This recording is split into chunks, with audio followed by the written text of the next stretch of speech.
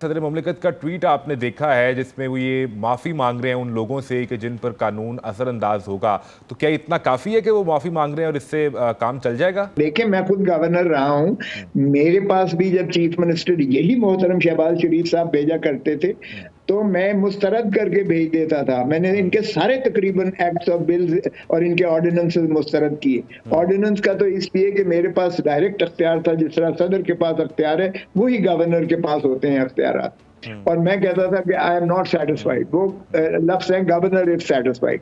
अगर parliament bill भेजती है सदर के पास असेंट के लिए, मंजूरी के लिए, तो उनके पास 10 दिन होते हैं और वो 10 दिन के अंदर अगर उसको अप्रूवल यानी असेंट नहीं देते, असेंट दे देते हैं, तो वो भले के वापस आ गया, कानून बन गया, लॉ मिनिस्ट्री ने उसको नोटिफाई कर दिया, ऑफिशियल गैजेट में गया, वो कानून बन गया। लेकिन अगर वो असेंट नहीं देते, चाहे वो तसाहल हो जाता है, चाहे वो वापस कर देते हैं बगैर कुछ लिखे, चाहे वो सिफारिशें करके रिजेक्ट करके भेज देते हैं फॉर रिकंसिडरेशन, तो फिर पार्लियामेंट के पास जाएगा। जॉइंट सेशन में पार्लियामेंट उसको मुस्तरद भी कर सकती है, अमेंडमेंट्स भी कर सकती है, उसको दोबारा उसी तरह उसी शक्ल में मंजूर करके भेज सकती है दूसरी मर्तबा। और दूसरी मर्तबा सदर पाकिस्तान अगर 10 दिनों के अंदर नहीं करते तो वो deemed to have been assented by the president. का ऑफिस ब्रीच हुआ है, ये एक जुर्म है जो उनके ऑफिस में बरपा हुआ, उनके ऑफिस में रूनुमा हुआ और उसको उन्होंने अवाम के सामने लाना मुनासिब समझा। इसको सदर की बेबसी पर महमूल नहीं करना चाहिए, क्योंकि अगर सदर वाकई इतने बेबस होते तो फिर ये बात क्यों करते। वो तो फिर मान लेते कि आसानी से मान लेते कि जनाब उनके नाम पे अगर किसी ने उनकी मोहर, उनका नाम, उनकी हदायत के बरक्स इस्तेमाल किया है तो वो खामोश होकर बैठ रहते और फिर चुप करके अपने घर चले जाते। तो ये होती उनकी बेबसी। सदर ने तो बिल्कुल एक पोजीशन ली है और खुल के ली है, और ख़ास तौर पर ऐसे माहौल में ली है जब सबको पता है कि ये बड़ा कंट्रोवर्शियल काम होगा कि अगर सदर की तरफ से ऐसी बात कही जाती है, और ये भी अंदाज़ा होता है कि दबाव कहाँ कहाँ पे आएगा।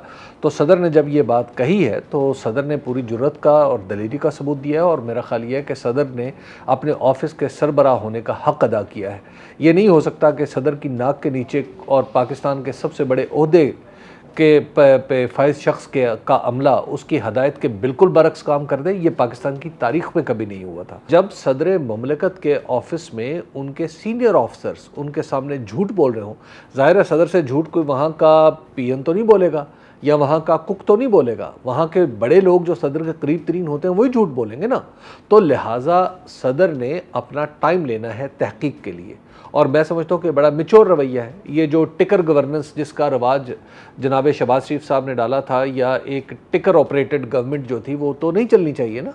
तो इसलिए सदर मुमलिकत ने बड़ी मेच्योरिटी का सबूत दिया, और मैं समझता हूँ कि उन्होंने जब तमाम कोर्ट से अपनी तफ्तीश और तहकीक मुकम्मल कर ली कि उनकी हदायत की खिलाफ वर्जी हुई है, तो उसके बाद उन्होंने ही टुक टू द ट्विटर, और ट्विटर पे ही रहते तो शायद कुछ और बात होती, लेकिन उसके बाद उन्होंने आगे एक्शन लिया और अपने प्रिंसिपल सेक्रेटरी की हटाने के लिए उन्होंने एस्टैब्लिशमेंट को हदायत भी जारी कर दी, एस्टैब्लिशमेंट जो सेक्रेटरी एस्टैब्लिशमेंट को। देखिए, सदर मुमलिकत की ट्वीट जो थी उसके ऊपर बहुत से सवालात उठते हैं, और ये सदर मुमलिकत की ट्वीट किसी भी लिहाज से सदर मुमलिकत के शायान शान नहीं थी।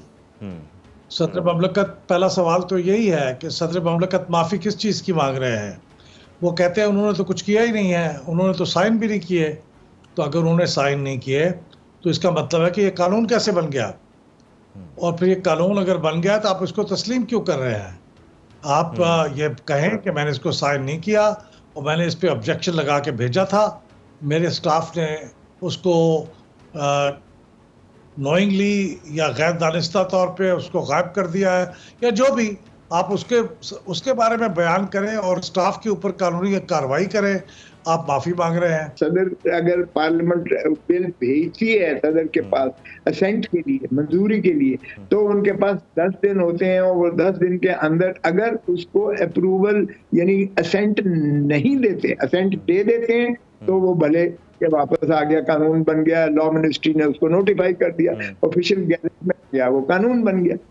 लेकिन अगर वो असेंट नहीं देते, चाहे वो तसाहल हो जाता है, चाहे वो वापस कर देते हैं बगैर कुछ लिखे, चाहे वो सिफारिशें करके रिजेक्ट करके भेज देते हैं फॉर रिकंसिडरेशन, तो फिर पार्लियामेंट के पास जाएगा, जॉइंट सेशन में पार्लियामेंट उसको मुस्तरद भी कर सकती है, अमेंडमेंट्स भी कर सकती है, उसको दोबारा उसी तरह उसी शक्ल में मंजूर करके भेज सकती है दूसरी मर्तबा।